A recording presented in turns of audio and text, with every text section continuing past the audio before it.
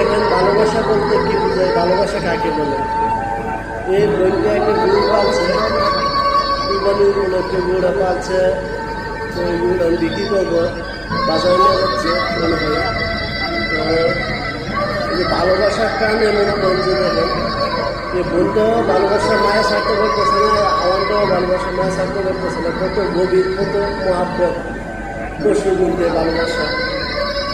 এই ধরনের ভালোবাসা মনে হয় না যে মানুষের মধ্যেও আছে। তো পশুর মধ্যে অনেক ভালোবাসা দেখা যায় মাঝে মাঝে। আপনারা গরুটা বিক্রি করবো, সেজন্য গরুটা আপনি কান্না করতেছে এবং গরুটাও কান্না করতেছে যে চিনা গোয়ালে আর ফিরে আসবে না, আমি পাঠানো মালিক ফিরে, তাই কান্না করতেছে। তো ভালোবাসা, এই ধরনের ভালোবাসা যা ছাড়াই সে বুঝে